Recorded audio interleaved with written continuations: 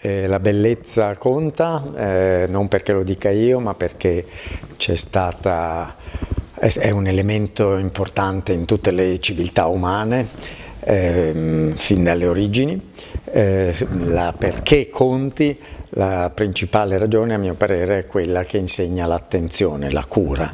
Le cose che si considerano belle, che siano belle davvero, che non so esattamente cosa significhi, ma che gli si dia un valore di bellezza, si trattano con più cura di una cosa che si considera ordinaria o brutta.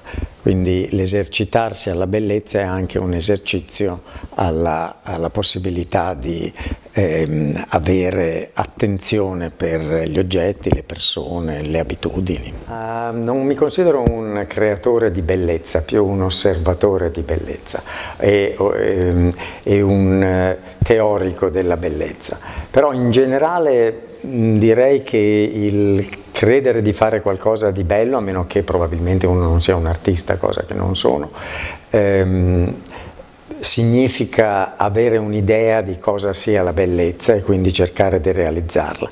Quello che a me colpisce nella bellezza è che invece ti si presenta, accade, e oltretutto rispetto ad altri valori molto importanti, anzi essenziali nella vita sociale, come quelle della verità o della giustizia, della bontà, eccetera, la bellezza è facilmente rivedibile. Tutti noi consideriamo bella qualcosa e poi dopo magari ci pare meno bella e qualcos'altro di bello subentra.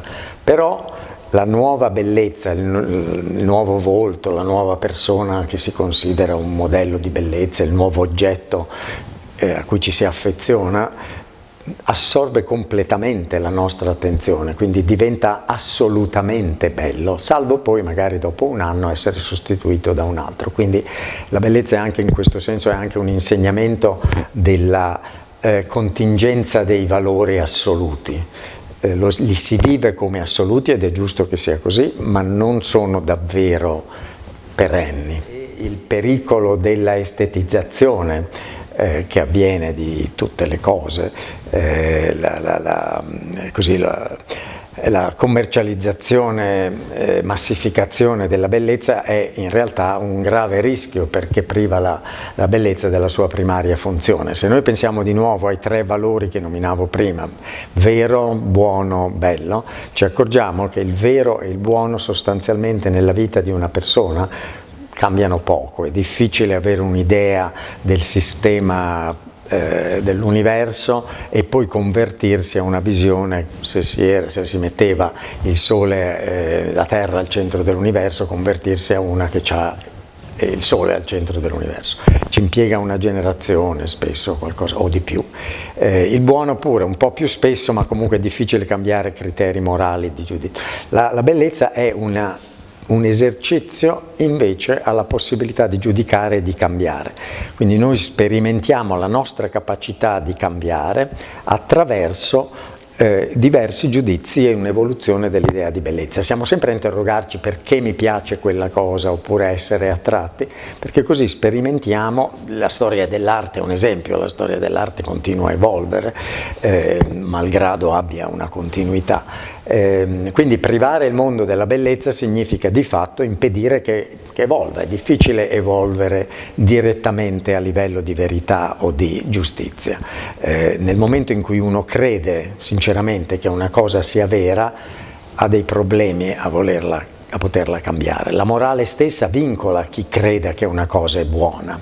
Lo si vede anche adesso, insomma, tutte le discussioni sulla correttezza politica hanno anche a vedere anche sul rischio che qualcosa che in sé poteva essere positiva venga feticizzata e diventi assolutamente positiva in qualsiasi circostanza, per qualsiasi popolo, va anche imposta, eccetera. La bellezza invece consente sempre questo tipo di soggettività anche collettiva, di estesa, ma che non richiede una fedeltà assoluta alla propria posizione di partenza. Per esempio, ecco, insegnando, vivendo in America, essendo italiano, mi accorgo del fatto che la consuetudine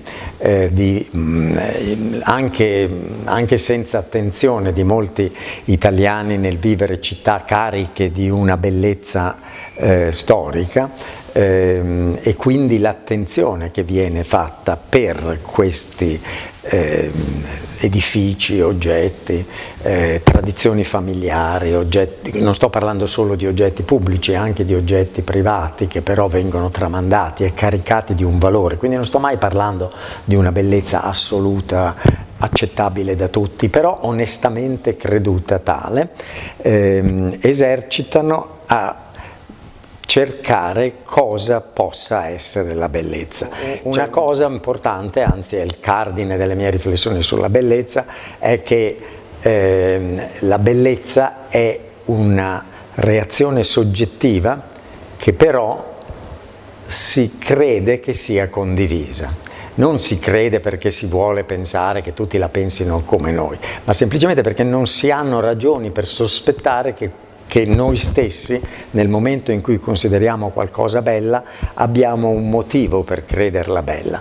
Quando Ulisse si ferma davanti alla palma, non c'è nessun motivo per cui debba considerare bella quella palma, non gli serve, ha visto tante palme e non gli sembravano belle, quindi in quella circostanza avverte questa specialità della esperienza che sta facendo. Se si fosse trovato vicino a qualcun altro avrebbe ragionevolmente presupposto che anche quella persona aveva la stessa reazione, perché quando noi non abbiamo delle ragioni per fare un'azione, è giusto che supponiamo che dipenda da una caratteristica che è nostra ma che è anche degli altri simili a noi.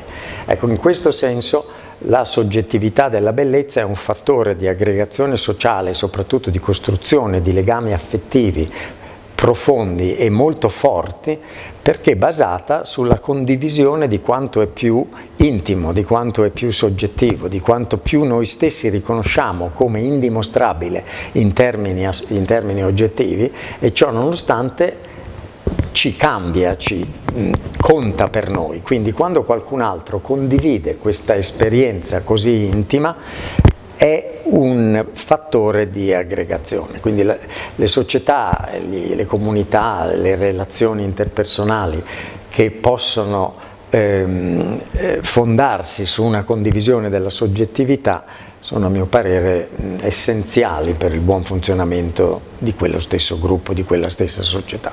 Quindi l'educazione alla bellezza è anche un'educazione alla socialità, mentre la fredda valutazione dell'utile oggettivo, se fine a se stessa, tutto è utile, poi alla fine bisogna vivere praticamente, però nel momento in cui ci si limiti a valutare solo quello che sono le leggi naturali o qualunque cosa che si consideri in maniera oggettiva, quindi una necessità, ecco, il regime della necessità non crea rapporti interpersonali, crea solo o descrive solo le condizioni necessarie per l'esistenza.